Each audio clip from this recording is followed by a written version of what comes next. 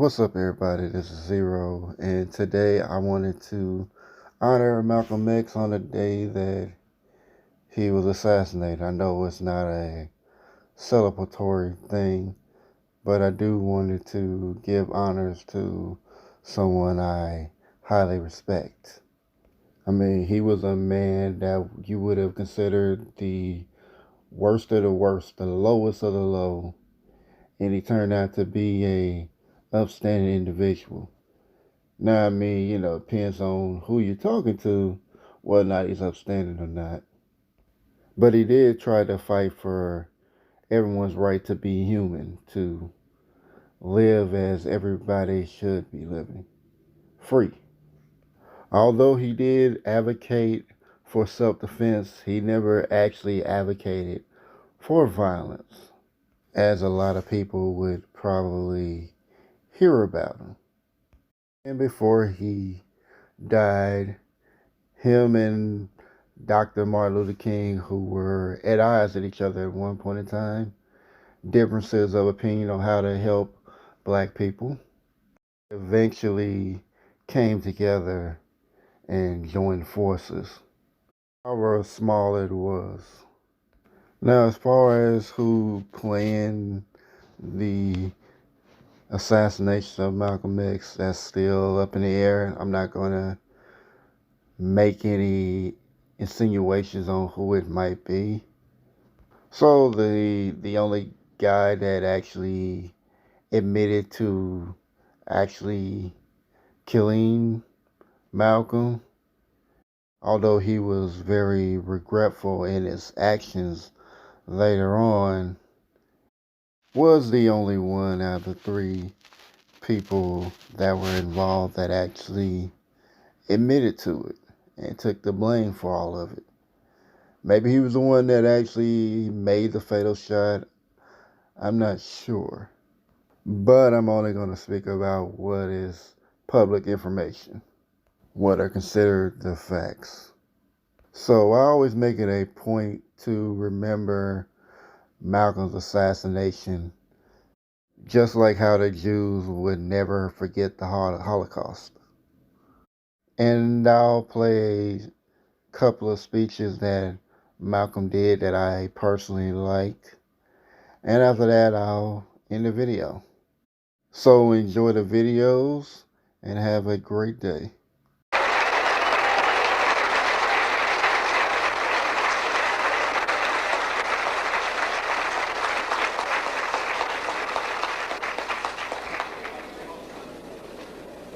Assalamu alaikum.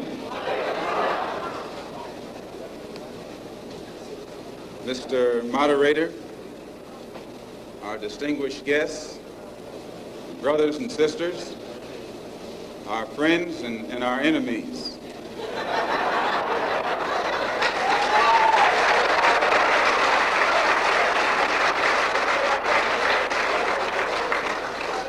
Everybody is here. As many of you know, last March,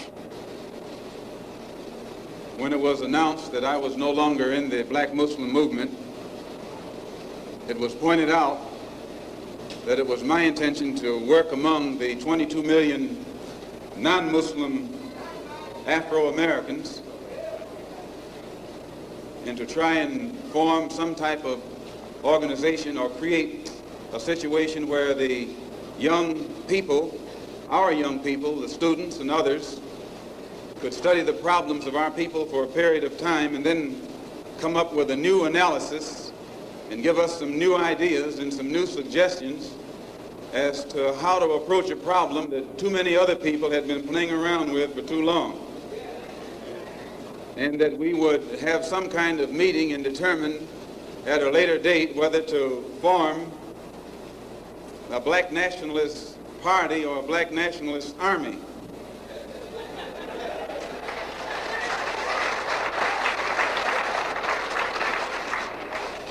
There have been many of our people across the country from all walks of life who have taken it upon themselves to try and pool their ideas and to come up with some kind of solution to the problem that confronts all of our people.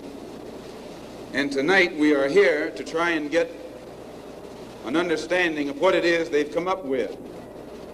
Also, recently, when I was blessed to make a trip or a pilgrimage, a religious pilgrimage to the holy city of Mecca, where I met many people from all over the world, plus spent many weeks in Africa, trying to broaden my own scope and get more of an open mind to look at the problem as it actually is.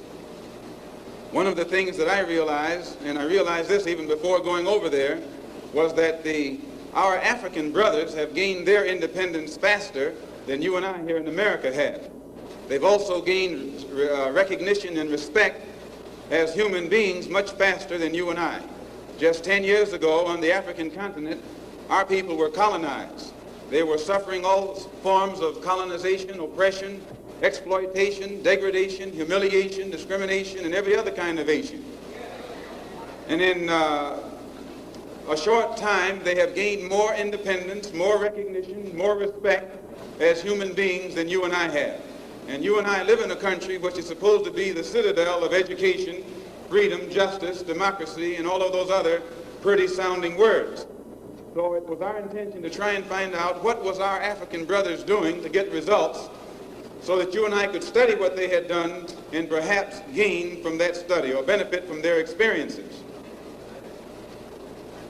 And my traveling over there was designed to help to find out how. One of the first things that the independent African nations did was to form an organization called the Organization of African Unity. The purpose of our organization of Afro-American Unity, which has the same aim and objective, to fight whoever gets in our way.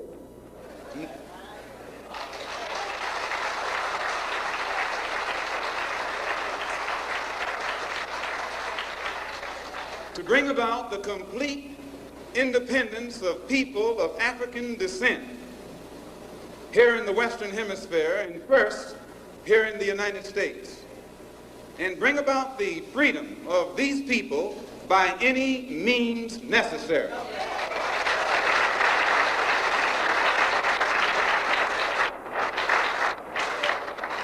That's our motto.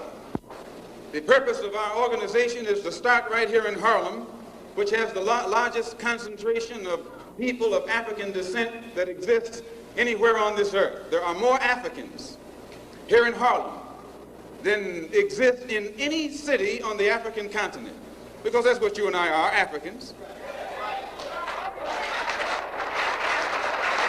The Charter of the United Nations, the Universal Declaration of Human Rights, the Constitution of the United States, and the Bill of Rights are the principles in which we believe, and that these documents, if put into practice, represent the essence of mankind's hopes and good intentions, desirous that all Afro-American people and organizations should henceforth unite so that the welfare and well-being of our people will be assured. We are resolved to reinforce the common bond of purpose between our people by submerging all of our differences and establishing non-sectarian constructive programs for human rights. We hereby present this charter. Number one, the establishment. The Organization of Afro-American Unity shall include all people of African descent in the Western Hemisphere. In essence, what it is saying, instead of you and me running around here seeking allies in our struggle for freedom, in the Irish neighborhood or the Jewish neighborhood or the Italian neighborhood, we need to seek some allies among people who look something like we do. And once we get their allies, it's time out for you and me to stop running away from the wolf right into the arms of the fox, looking for some kind of help. That's a drag. Number two, self-defense.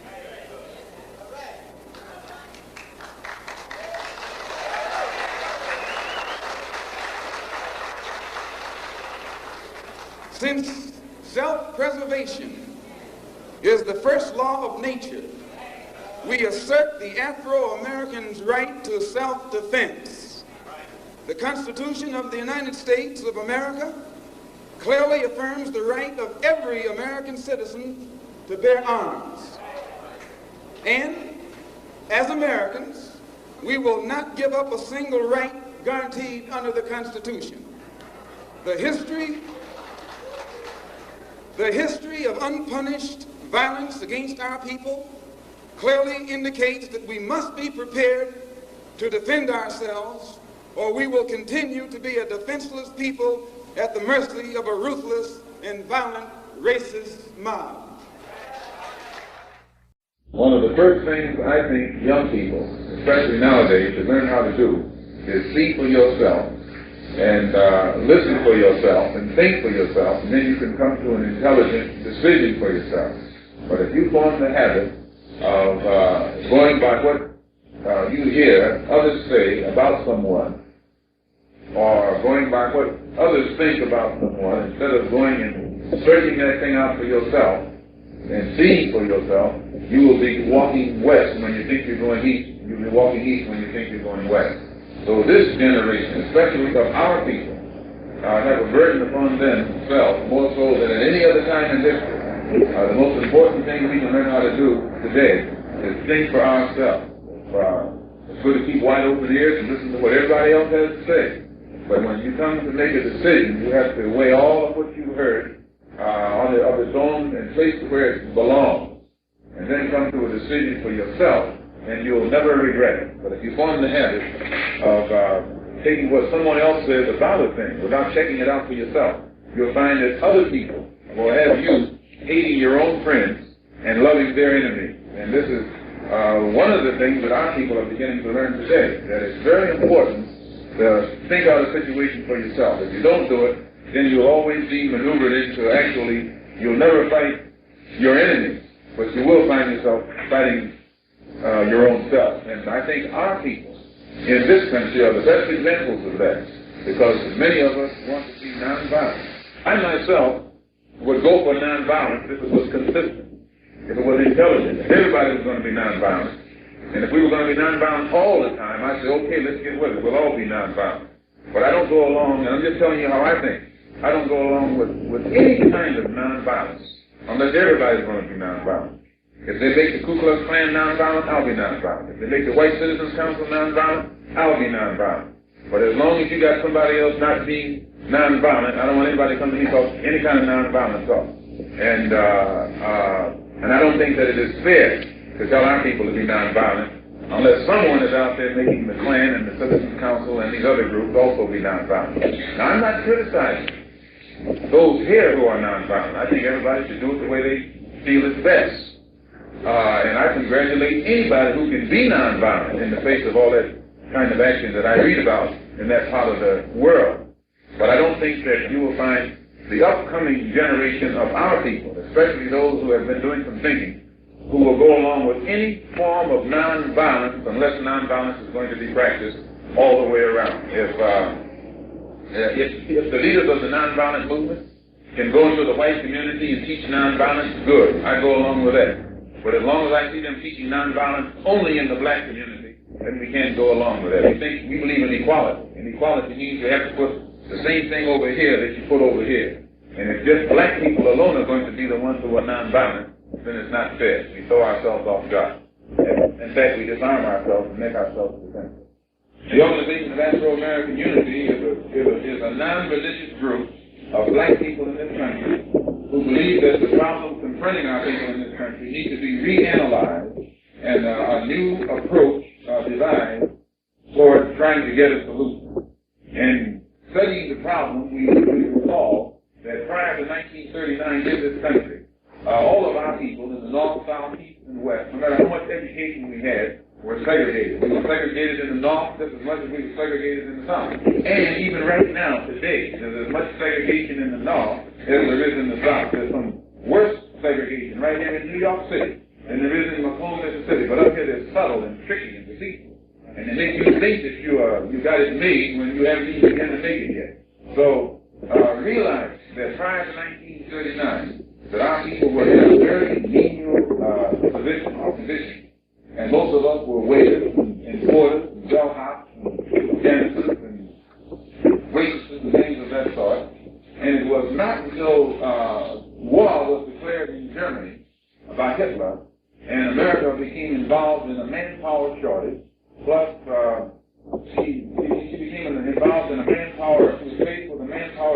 in regards to her factory plus her mind. And it was only then that the black man in this country was permitted to make a few strides forward. It was never out of some kind of moral enlightenment or moral awareness on the part of Uncle Sam. Uncle Sam only let the black man take a step forward when he himself had his back to the wall. In Michigan, where I was brought up at that time, I recall that the best jobs in the city for blacks were waiters out at the country club. And in those days, if you had a job waiting table in the country club, you had it made. Or if you had a job at the State House. Having a job at the State House didn't mean that you were a clerk or something of that sort. You had your shoe shine stand in the State House. And just by being in there where you could be around all these big politicians, that made you a big shot Negro. You were shining shoes, but you were a big shot Negro because you were around big shot white people, and you could bend their ear and get up next to them. And you all kinds of those days were chosen to be the voice of the Negro community. Now, and also right at that time, 1939, 40, 41, they weren't drafting Negroes in the Army nor the Navy. The Negro couldn't join the Navy in 1940 or 41 in this country. He couldn't join. They wouldn't take a black man in the Navy. They would take him if they wanted him and make him a cook. But he couldn't just go and join the Navy. And he couldn't just go, I don't think he could just go and join the Army. Now, they weren't drafting him when the war first started. And this is what they thought of you and me in those days. For one thing, they didn't trust us.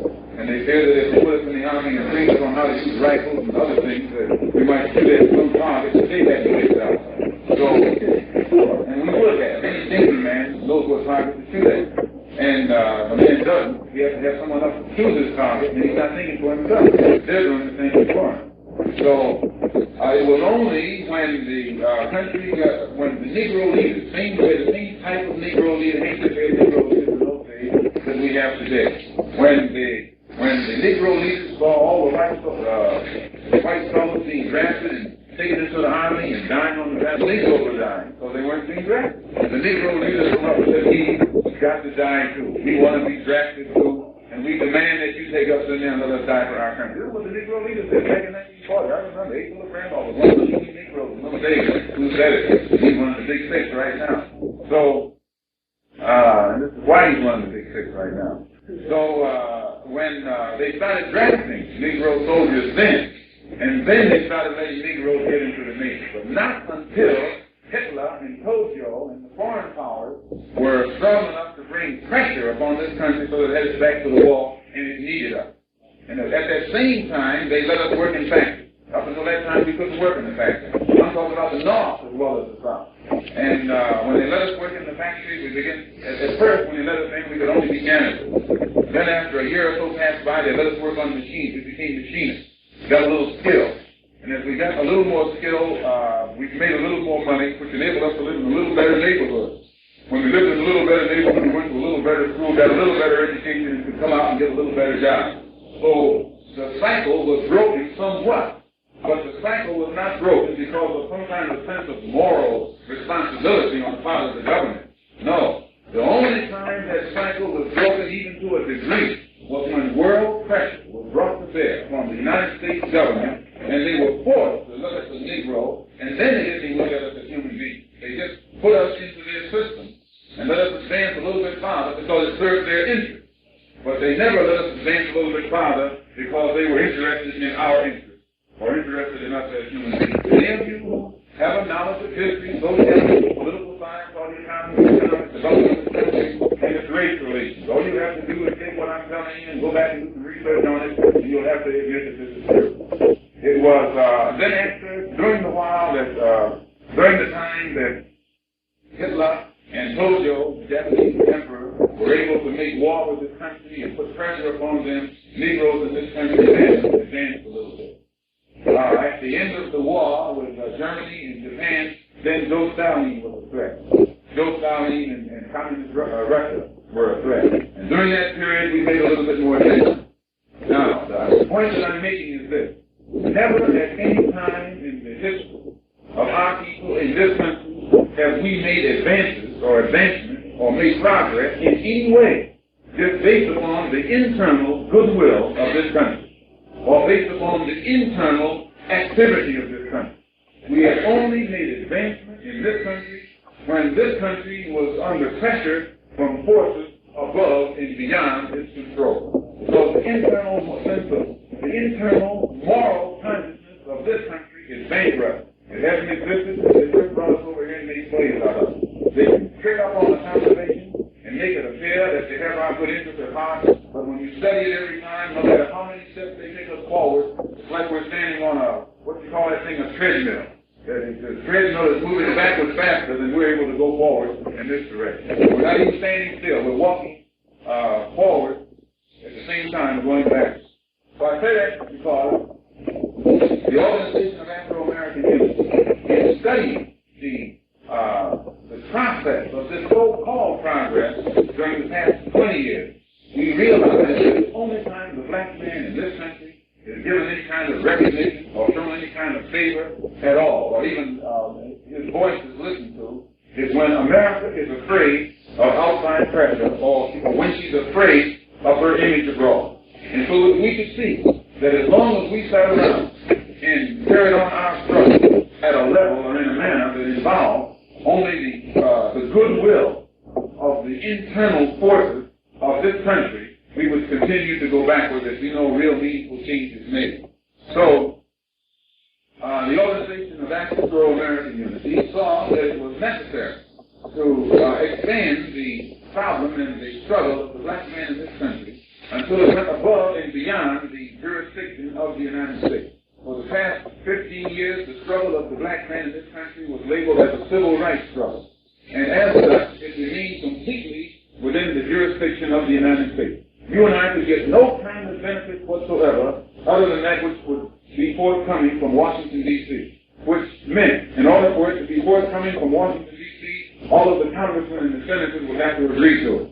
But the congressmen, the most powerful congressmen and the most powerful senators were from the South. They were from the South because they had seniority in Washington, D.C., and they had seniority because our people in the South, where they came from, couldn't vote. They just didn't have the right to vote.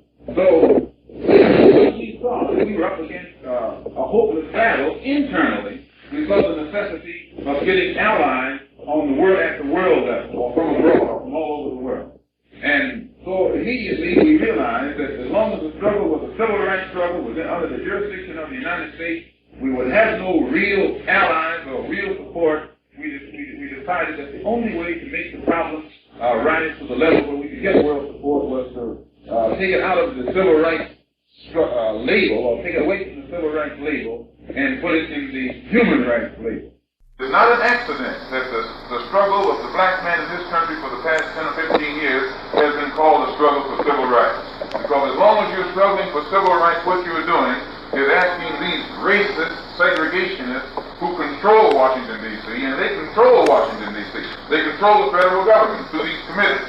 And as long as this thing is a civil rights struggle, you're asking it at a level where your so-called benefactor is actually someone from the worst part of this country.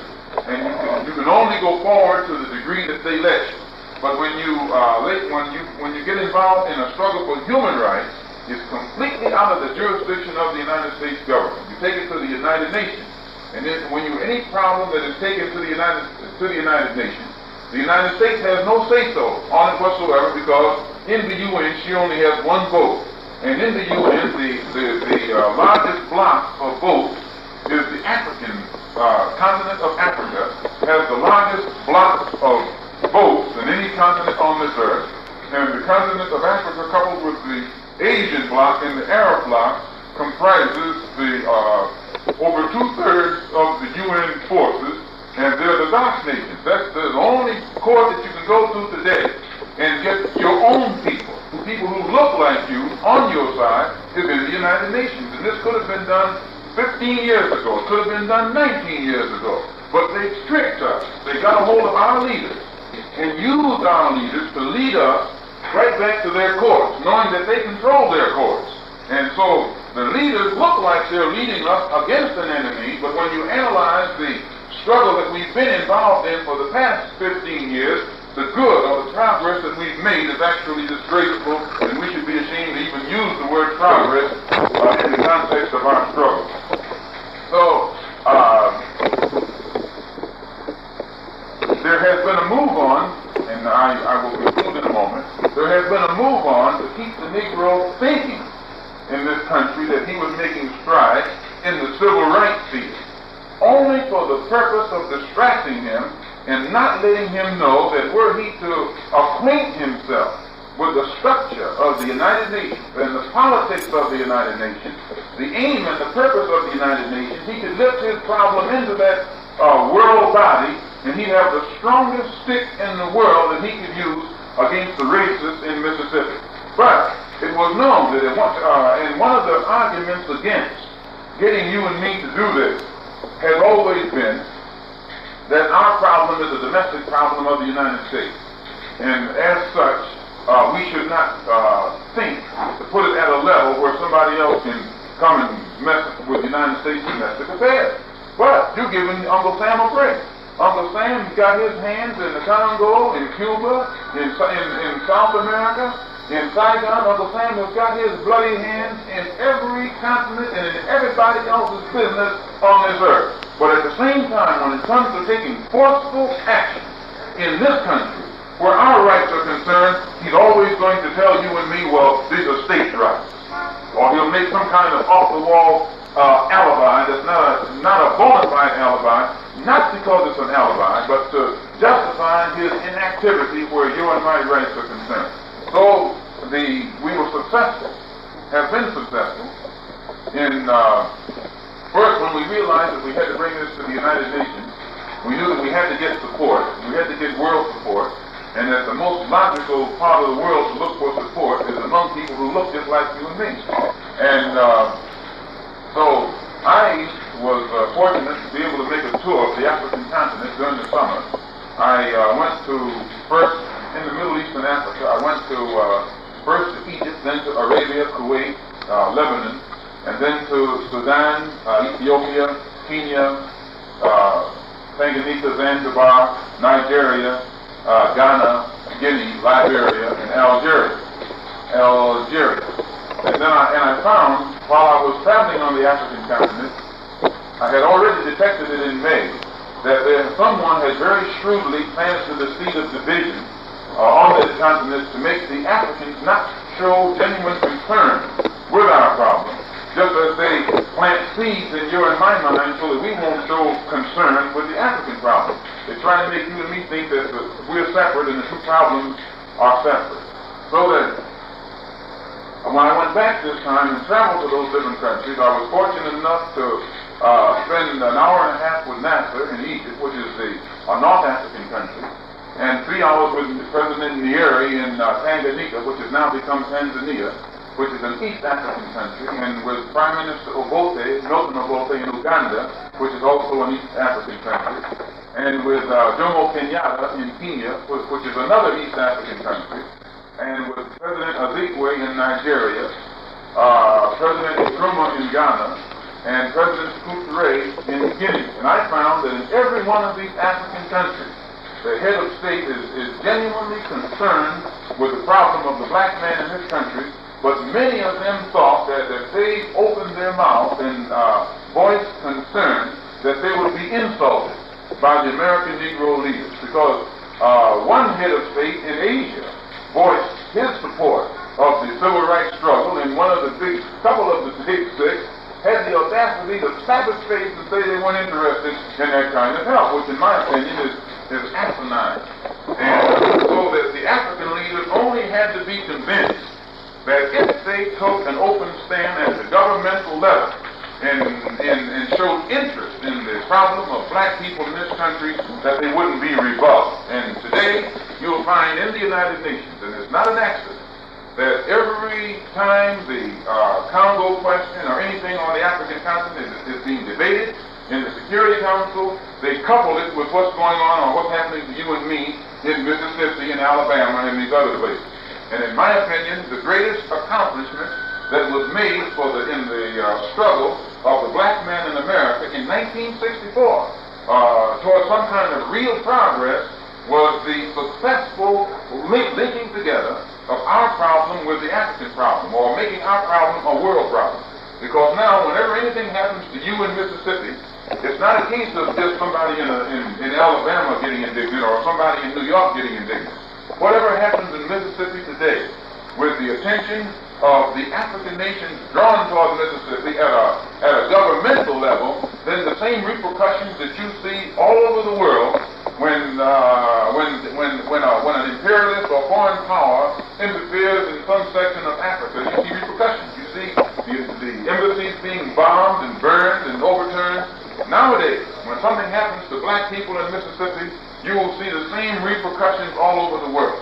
And I wanted to point this out to you because it is important for you to know that when you're in Mississippi, you're not alone. But as long as you think you're alone, then you take a stand as if you're a minority or as if you're outnumbered, and that kind of stand will never enable you to win a battle.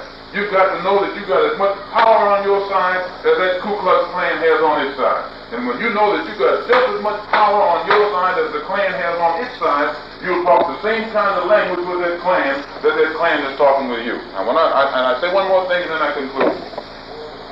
When I say the same kind of language, I should explain what I mean. See, you can never have good relations with anybody that you can't communicate with. You can never have good relations with anybody that doesn't understand you. There has to be an understanding. Understanding is brought about through dialogue. Dialogue is communication of ideas. This can only be done in a language, a common language. And you can never talk French to somebody who speaks only German and think you're communicating. They don't get the point. And you have to be able to speak a man's language in order to make him get the point. Now, you've lived in Mississippi long enough to know what the language of the Ku Klux Klan is. They only know one language. And now you can come up with another language. You don't communicate.